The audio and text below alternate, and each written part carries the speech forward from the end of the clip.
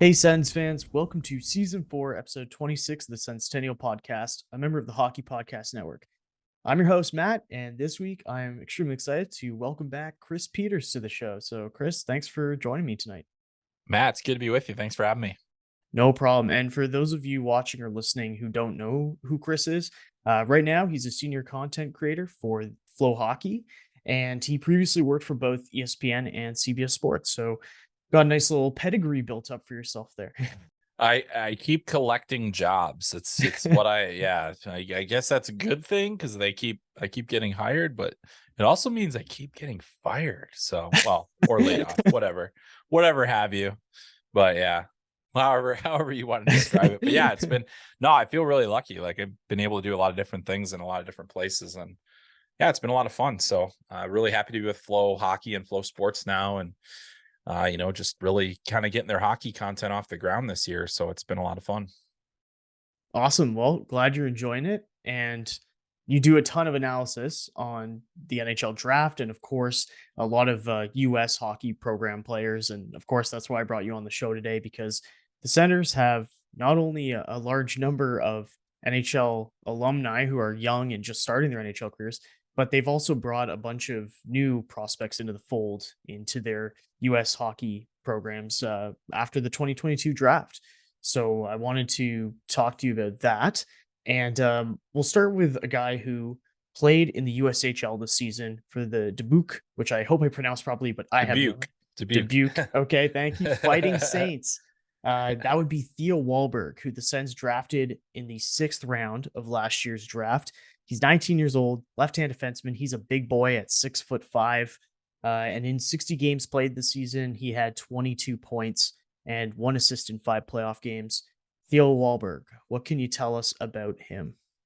Yeah, I mean, obviously the size jumps out. He's an athletic player. I think there's still a bit of rawness to his game. Coming over to from Sweden to Dubuque is, it's a transition. And Dubuque has actually had a bit of a pipeline through Sweden. They have a Swedish general manager, Kalle Larsson, who has been able to bring in some imports. And Wahlberg came in and really, I think his production being similar to what it was in Sweden is a good thing because I think it's a lot harder to produce in the USHL. He's obviously, you're older, you're stronger. All those things are good, but the USHL is anymore a stepping stone for a lot of these players to a collegiate program. And in Theo's case, he's going to Ohio State, which has had a number of quality players come through there. And most recently, the guy that he's not really replacing, but partially replacing, helping replace, is Mason Lohrei, who was a Boston Bruins draft pick that was one of the top defensemen in the country and a highly productive one at that.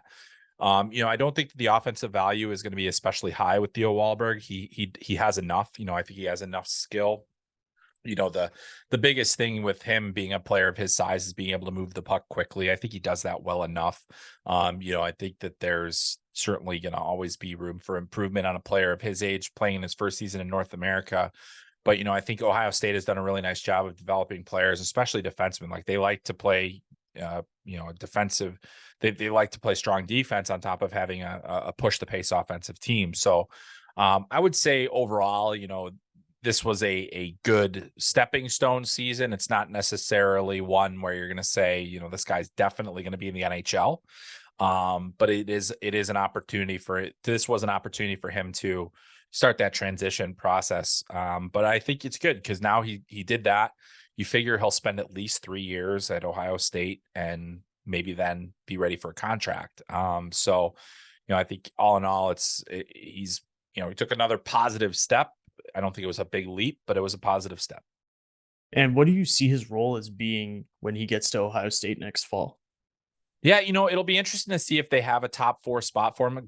Making the transition into college hockey, he's made one big transition already, which is coming to North America and playing a much, a more physical, aggressive league in the USHL compared to what he was used to in the Swedish U20 ranks. So, so there's that. But then he's also got, we'll just have to kind of wait and see. I think that for Ohio State, that was a top program last year. They've had a lot of losses off their roster. So that's going to be a bit of a transition. So there's opportunity there for him to potentially play in a top 4 role. So I think it's a little early to tell what the role ultimately will be, but I think he'll probably be a regular in their lineup, and a guy that's going to, make some contributions. And I think that you'd be looking more in his sophomore, junior year to where he's more of an impact player. Cool. Well, another guy who the Sens drafted in 2022, who is already on Ohio State and had quite a season for a 4th-round pick, was Stephen Halliday. And obviously, his production stands out when you look at the score sheet, right? And you see, wow, here's a guy who had 9 goals and 32 assists for 41 points in 40 games this season. He's a 20-year-old center. He's 6'3". What do you think about Stephen Halliday? Yeah, I think that it felt like he was in the USHL for 100 years, and he finally did get drafted last year, and to see that was, and it was well deserved. I mean, he was one of the best offensive players in the league last year, 90 plus 95 points in the USHL. And, he's the all-time leading scorer for the Dubuque Fighting Saints. So another Fighting Saints alumni there, and the thing about Halliday, and I was curious how he would handle moving to college hockey. Now, having 4 years of junior, the expectation should be, especially if you're entering as a 20-year-old freshman, is that you're going to be an impact freshman. And he was. I mean, a point per game as a freshman, I don't care how old you are, being a point per game player as a freshman in college is a big deal. The biggest concern about Halliday, I think, is his skating, and it remains an issue. It's something that could potentially hold him back, but he's obviously got the size. I have no concerns about his hockey sense. I think he has tremendous vision. I think he sees the game extremely well, and he competes, so that he checks a few of the boxes. He doesn't check all the boxes, but he checks a few of the boxes that are going to be important. And to see the way that he took over a team essentially, and was an offensive driver for them is a hugely positive step for him. He's got to be even better this year because he's going to be a focal point of the offense. He's going to be a guy that's going to, be a top line player. He's going to play a ton of minutes. He's going to see all the best lines. He's going to have to really battle for his offense this year. And, Ohio State, if they take a bit of a step back, it wouldn't necessarily stun me just because, I think that they've lost some significant pieces off of last year's roster. But I do think that he's a player that, is going to continue to be a really strong presence for them. So, all in all, the path that he's taken now, Halliday was initially committed to go to, I think, North Dakota. Shocker, right? That's the Sens in North Dakota, but ends up deciding to decommit, goes to Ohio State because I think part of their decommitment, I think, was that they wanted to do another year in the USHL. I can't remember. I don't want to. I may be speaking out of turn on that one. I can't remember the exact specifics, but in the end, he ends up getting that extra year in the USHL, gets himself drafted, gets himself to be an impact freshman the following season.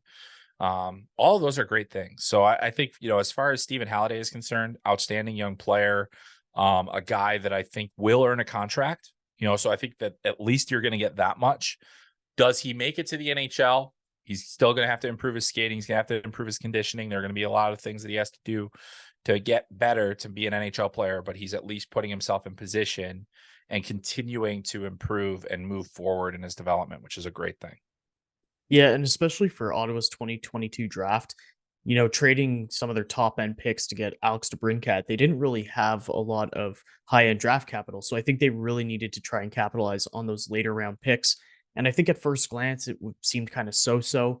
But I think Halliday taking that step kind of makes me feel better about the draft. I'm hoping that maybe down the road he can fill, a depth position for the Sens and, be that big boy that maybe they put on the second power play unit in front of the net or something like that. So gives me a little bit more optimism for the 2022 draft class for the Sens. Now, there is one more guy who I want to talk about who, again, was a 2022 draft pick for the Sens, and that would be Cameron ONeill, taken in the 5th round by Ottawa.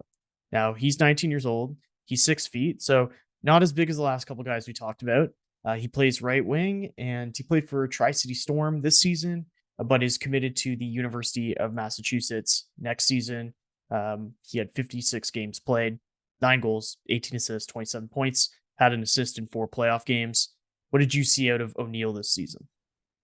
Yeah, it's certainly with the USHL getting a chance to see him. I'm tend not to be as focused on the draft eligible guys, which I should have mentioned when we talked about Wahlberg. But you obviously your eye gravitates towards those players, and you get to see them. I think what we saw was a player that had to manage a transition, and he's coming from Mount St. Charles, which is Rhode Island prep school that has an elite tier hockey program where he was sensational in his draft season. I mean, like, there was no doubt that he was going to get drafted.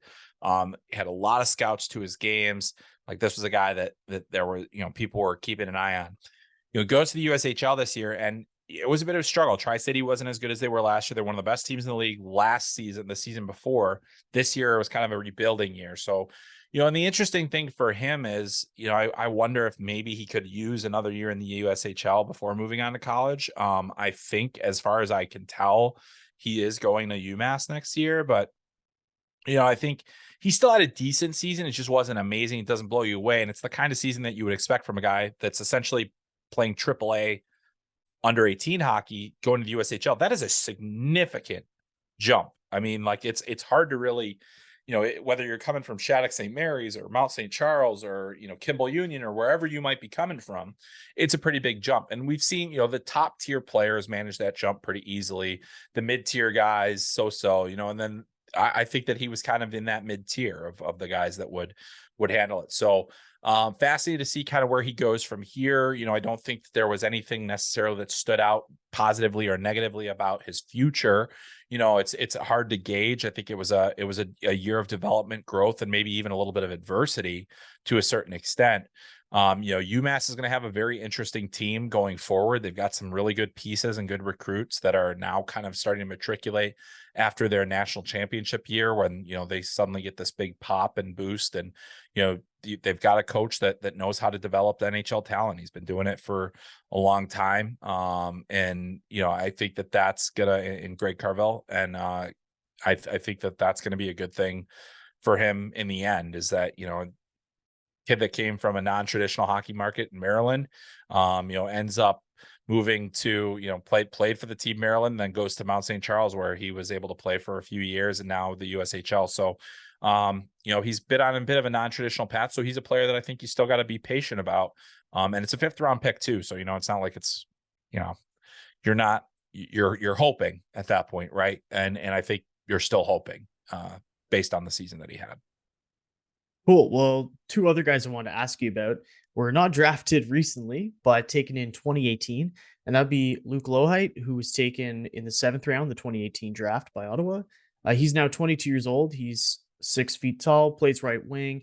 He played for the University of Minnesota Duluth this past season and put up 19 points in 35 games. Do you see him as having a future in the NHL, or maybe filling out an AHL spot and contributing there? What do you see for his future? Yeah, I think it's really tough to project him into an NHL roster spot. I mean, what he does well, like, he's a tough player. He plays tough. He plays hard. He's better in the defensive end. You're not going to get a lot of production out of him. I don't think there's enough offense there to really comfortably project him as an NHL player. I think that he does, a lot of the detail elements of the game well, where it's the defensive side. That's the thing. If you're at Minnesota Duluth and you have an opportunity to play there, you got to play on both sides of the puck, and you got to play hard. And I think he did that. I think he fits their mold. He was certainly a good player in that way. But I think you're kind of at the point now where you've already probably made your decision. I don't think that's going to be, I don't think he's getting a contract. I don't think that there's really anything in terms of that kind of stuff. But, he's a player that's going to be, we'll have to wait and see. I mean, like, technically he has another year that he can use of eligibility. And last I looked at, he's not a guy that you kind of keep close tabs on necessarily, in terms of what the next move is for Oh, actually, yeah, never mind. I did know that. He was going back next year, so he's got to play Okay. that 5th year of eligibility. And he's actually gonna be the captain of the team. And like the thing is like I don't think he's gonna get an NHL contract, but he's gonna have played 5 years of high level college hockey. Probably, maybe he does. Maybe a lot of teams are kind of using, hey, we're not going to sign you, but we're going to get you an AHL contract. You can come in at Belleville, earn your spot. If that could happen. I could see that with him because I do think the defensive side of the game that he plays does project better. Yeah, fair enough. The other guy who there's been a little bit more chatter of is Jonny Tyconic. Now, obviously, he was a UND boy himself when he was drafted, but now he plays for Nebraska Omaha. He's 23 years old, also a 6 foot tall guy, left hand defenseman. And he's an interesting case. Like, he never really found a lot of offensive production in the NCAA until this season. And then I know after that, he went to the ECHL and he played for Newfoundland. And in the playoffs, he did quite well production wise and put up 15 points in 14 playoff games. So he's an interesting case for me. Now, I think Ottawa actually will lose his rights this summer if he's not signed in the near future. So, what was the reason for him having an uptick in production this year? Well, I think part of it was opportunity. He had the ice time. The thing was, now here in the interest of full disclosure, if I'm not mistaken, I had Tyconic ranked ahead of Bernard Docker in my draft rankings. I thought the offense was going to be a big part of the game. Turns out that you need to defend in hockey. Shocking. And that's one of the reasons why Tyconic did not work out at the University of North Dakota. It's why he had to transfer. I think he transferred within the NCHC for a reason. I think he wanted to prove that he could do that. And this year Omaha couldn't defend, but they had a lot of guys that were really high end offensive players. And you're right. I mean, I don't think by him signing in the ECHL, it's a pretty good indication of, what the future is for him. Now, as you mentioned, I'm actually, as we're talking right now in the background, I have Newfoundland is still potentially has one. They're in the middle of a game right now that if they lose, they're done. Their season's over. If they win, they force a game 7 and they could be playing for a championship. But the thing, and Tyconic scored a big goal for them, an overtime game-winning goal. And he has been a very important player for that team out of nowhere. So to say that he doesn't have any chance would be writing him off too soon. But to say he has much of a chance is probably, maybe giving him a little too much credit. Not to say that, he's an interesting character. I think that the offensive game, the skill is all there. I don't think the hockey sense was ever at a level. Looking back on that, if I'm going to rehash my old draft rankings, that's where you could see the difference between Bernard Docker and Jonny Tyconic. Is like Tyconic was like this wild horse, like he could go wherever. And Bernard Docker was that steady, dependable, polished player. And and that was at a time in my career where I was, gravitating more towards the skill, the excitement of the possibility of there being something special there. In the end, it was a lot more flash than substance. Not to say that, he's a player without substance, but it's just the flash kind of overwhelmed it. And now, I would assume that he's probably going to be in the ECHL next year as well, unless he, wants to go to Europe or something like that. Yeah, and that was one of the first years that I really started to get more into the draft. And I remember when Ottawa drafted Tyconic in the second round, I was like, whoa, this guy was like projected go maybe in the mid to late first round. And Ottawa got him in the second. And I was pretty pumped about that. Him and Bernard Docker both going to UND. And it's just interesting, after a Yep. handful of years to see where players end up. And so, and even Jacob Bernard Docker, who we'll get to, but it's been 5 years and he hasn't even carved himself a consistent role in the NHL. Right. So Right.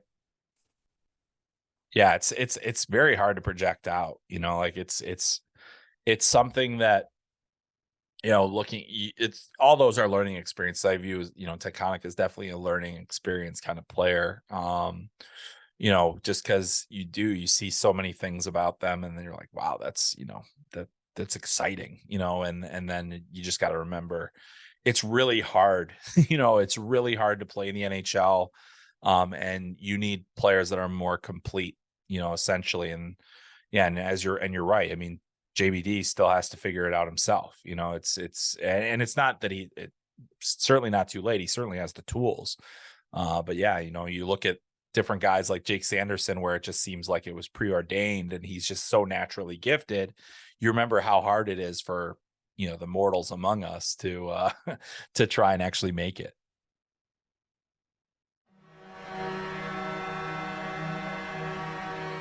Light the lamp during the hockey playoffs with DraftKings Sportsbook.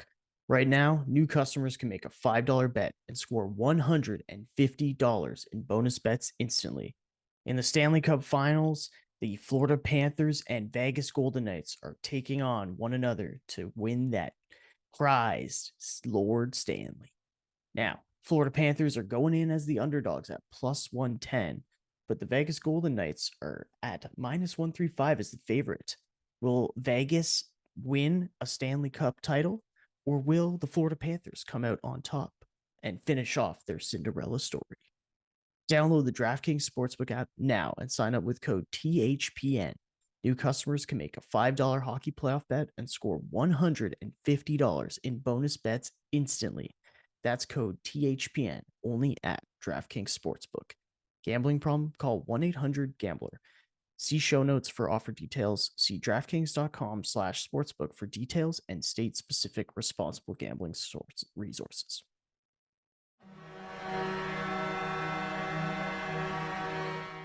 Welcome back, everyone. Now, we left things off talking about complete players and, of course, Jake Sanderson, and that's who I'm kicking off the second half of this episode with. Jake Sanderson.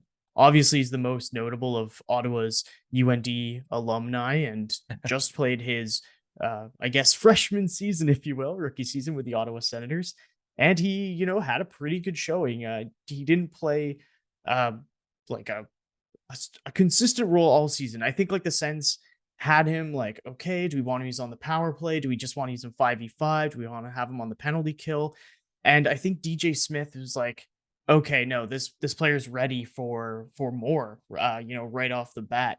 And 77 games played. He had 32 points. He kind of just fit into the roster seamlessly. So, my question for you is really, what are your thoughts on his rookie season in the NHL? Yeah, I mean, I think, just look at his ice time down the stretch this season. Look at how much he was used. Look at how much he was playing and how well he played. When Sanderson was drafted, I know there was a lot of chatter about, was the offense going to be there? Is there, and it was a valid concern, but at the same time, as we've seen, and I think 32 points is just scratching the surface for him. I do think there's going to be more there. I've really liked the player a lot. I was very high on him in his draft year, and I think that he has that potential to be a foundational piece, and I think that that's what he's becoming, is a cornerstone of whatever the next phase of the Ottawa Senators is going to be with these young players and the Brady Tkachuks and players like that, Tim Stützle, of course, that is, I think that Sanderson is going to be among those players in terms of his importance to the team and in his career. Is he going to always wow you with flash and dash? Certainly not, but he is a brilliant skater. He is a tremendous defender. He is, he has the skill and everything else. So to me, Jake Sanderson has the makings of being the long-term number one defenseman for Ottawa, to be the guy that's used in all situations. I mean, I just kind of pulled up the end of season ice time and just looking at the, how many times did he play under 23 minutes? Like, not very many, so that's a huge vote of confidence in him from the organization to say, this is going to be your blue line soon. And that's to take nothing away from Shabbat. And, I think that there's a lot there, but I just feel like, Jake Sanderson is the do everything defenseman that you want. And, they're very hard to find in the way that he plays. So I think that the Sens have a real gem there.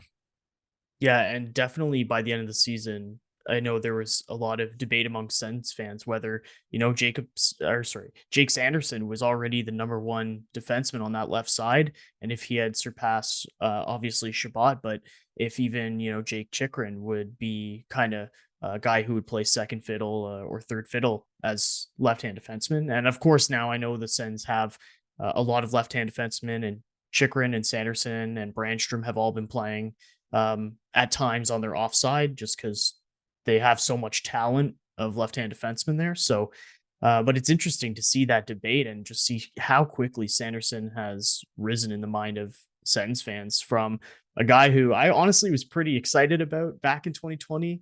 I used to watch Will Skouch's Oh yeah. prospect videos, Yep. and he did a deep dive on Sanderson. I was like, man, I love how efficient this guy is, how sound defensively he is. And I mean, this was what, 2020. So the Sens are, in the midst of missing the postseason for a few years in a row, and they needed a guy like that, like a steady guy.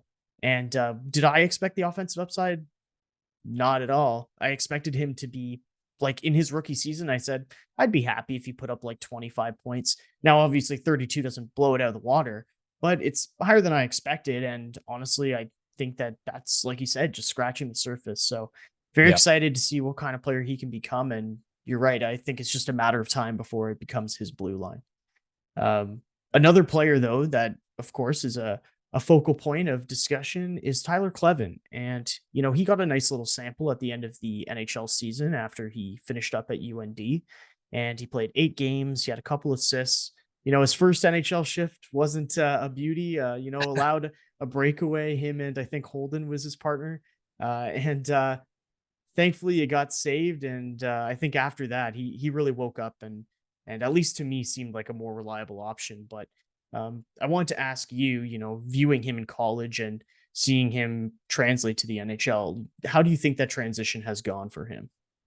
Yeah, I think it's gone about as well as you can expect. I mean, I think that there's certainly because he's not such an offensively gifted player, I think there is a limit. There's a ceiling there that he's going to reach probably faster than like a Jake Sanderson is going to reach their ceiling, and it's not going to be as high. But at the same time, what is Tyler Kleven? I mean, he is a heavy, mean, physical defenseman that is going to punish opposing players. And the question that I've always had with Tyler is,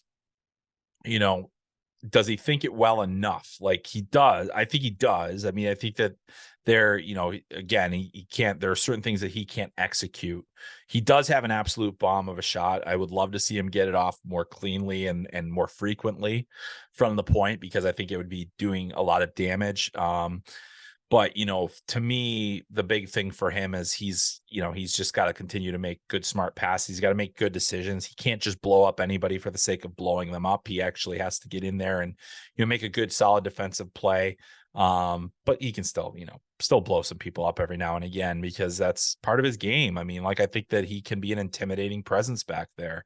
And, having big, mean, heavy defensemen, as we've seen for teams like Vegas, and teams like even, Florida, having a Gudis back there still matters, like it can help. And if that's what Tyler Kleven is going to be, then I think you'd be happy with that. He's probably going to play down your lineup. I don't think he's a top 4, but he could be a good 5. Like he could be a guy that plays on your PK and does things for you. And yeah, so I mean, I think that having had a chance to see him at the end of last season play at the NHL level, he didn't look out of place. I mean, I think he still has ways to go, but he didn't look out of place. So, I think that just there aren't many like him anymore. So, it's kind of fun to see a player that matriculates that plays the way that he does. And I'm looking forward to him scoring his first home goal as an Ottawa Senator, because he's the K train and the Sens use the Via Rail train horn whenever they score. So I love it. I love it. But yeah, another rookie. Gosh, Sens have so many UND rookies this year. Another rookie, Shane Pinto. I mean, it feels like he's been with the organization for a while, but for whatever reason, it's his rookie season, and so he entered the NHL this year and started off as the third line center. He had good chemistry with Joseph and Tyler Mott. Unfortunately, though, Norris went down with a season-ending shoulder injury, and it forced Pinto into that top six role that maybe he wasn't quite ready for, but he still registered 20 goals on the season. He was in the discussion early on in the season of whether he'd be nominated for the Calder, so he definitely got off to a good start. Slowed down a bit as the season went on, but do you think that down the road he could fill that top six role if the Sens needed him to, or do you think he's like perfectly suited for more of a third line role? I mean, I think he's probably best suited for that third line role, but I think he's capable. I think he's capable. I mean, the thing is he is a gifted goal scorer. He has really good work ethic off the puck. He makes plays, and I going into the previous season. So after the 2020-21 season and how good he was in everything that year at North Dakota, then he gets a little bit of time with North Dakota with the Ottawa Senators, and then he goes and obviously gets hurt right away last season, and that changes everything. So very tough, not fun. Hate to see that, but he's healthy. He came back in. He played all 82. That's huge. And yeah, I mean, that was his first season of that kind of length ever. So I think it's only natural that he would kind of dwindle down the stretch. So now he's got that under his belt. That won't be it's not going to be an excuse next year. I think ultimately, if he's your third line center, you've got a really good team. That's what I think. If he's your second line center, you're still probably pretty good, but is there a better option? Maybe. But if he continues to grow into that role, if he continues to get opportunities, he proves he can play with those guys, proves that he can maintain his goal scoring, then all of a sudden you're like, okay, well, that changes my perception. That changes the ceiling on him. I think Shane Pinto is going to be a really good player for a long time. I think he's going to be another one of those guys that's kind of part of the new core of the team. Whatever that ends up looking like in the next, couple of years, we'll see what happens with DeBrincat. We'll see what happens with other players. But Pinto is one of those guys where it's like, hey, we've got a piece here that could be down the middle for us for a long time. And that's a really valuable thing to have. So I think that he's, I'd keep a close eye on him next year, see if he takes another step. But if he takes a little step back, I wouldn't shock me either. But I think that by whatever his next full season after that, I think should have some real opportunity to be a special player. Now, the last former UND alumni I want to talk to you about, and we touched on it a little bit earlier, but Jacob Bernard Docker. As we mentioned, drafted in 2018. It's been 5 years. He hasn't really been much of an offensive threat since he left the NCAA. He's bounced around between Ottawa and Belleville. I mean, he's earned a lot of praise when Troy Mann was coaching in Belleville. He had a lot of praise for Bernard Docker and said he was one of their more consistent defensemen all season. And so he's like a guy who seems to get talked about in high regard, but just hasn't translated quite yet. And so basically, I'm just wondering your thoughts on whether you think he does have those traits where he can crack Ottawa's blue line and maybe become a consistent sixth or seventh defenseman on their roster in maybe as soon as next season. Yeah, I think that's probably you're starting to say, okay, well, what else do we have? And there's not a lot of room. There's just not a lot of room. And that is, the fact that he's a right shot is great. You'd love to see him be a little bit better, than he has been at the NHL level. I never thought, and we talked about this before, why I have Tyconic ahead of him. And I thought, well, here's a guy that has way more offensive potential. And that's kind of, he does, but I mean, Bernard Docker does everything else better. So, so that helps. I mean, having his steadiness but to see like the numbers aren't there. They're just not. Like, he's not going to be a guy that's going to produce at a high level. He's going to be defensively responsible. He's going to give you good shifts. He's going to, he's going to be a guy, and is there anything special? That I think that's really the argument. And, he was a productive player in junior and he had one, pretty productive season in college, but he never was a world beater in terms of offensive potential. So, I think that he's got to be able to move pucks. He's got to be able to move, get pucks up ice. That's probably the biggest thing. And I think he does that well, but yeah, I mean, it's starting to, you never give up on a player, he's 22. It's not like he's, 25 years old and we're saying, oh, this is it. Like I think this upcoming season is a big year. This off season is big for him. Can he get himself in shape? Can he get himself to be, a guy that is going to be a full timer? I think if it doesn't happen this year, then you start worrying a little bit that, will it ever happen? And if it does happen, it's probably not happening there if it's beyond next season. So it's a tough position to be in. I like the player. I think he's a highly intelligent player. I think he thinks the game at an NHL level. I think that he defends at an NHL level, but is that enough anymore? Especially on a team like the Sens, where you've got all these forwards you need to get the puck to. It's really important to have that puck moving element, and that's something that he has. But does he have it at a level that's consistent with what you need at the NHL? I'm not sure. All right. Well, thank you for handling my barrage of questions on all the college prospects and Ottawa's current crop of college talent. I want to thank you for joining us. Well, I should say me. I guess I'm solo hosting this today, but thank you for joining me. And just wanted to know if there's anything coming up for you that you wanted to plug before we end off this evening.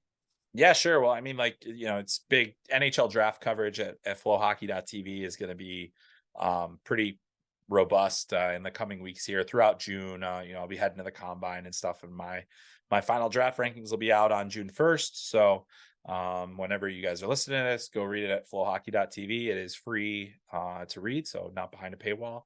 And yeah, really excited to get those out and get those out the door and then move on to the next draft season. So but Matt, it's been a pleasure, and I really appreciate you having me on. It's always fun to do this. Perfect. And yeah, I think this episode should be up on June 1st or latest June 2nd. So for those watching or listening, you can check that out. It should be live as you get this podcast. Also, for those watching or listening, you can find Chris on Twitter at Chris M. Peters, all one word. And also, you can check out Flo Hockey at Flo Hockey, FLO Hockey, all one word again. And yes, Chris, thank you for joining us. Really appreciate it. And hope you have a good evening. All right. Thanks very much.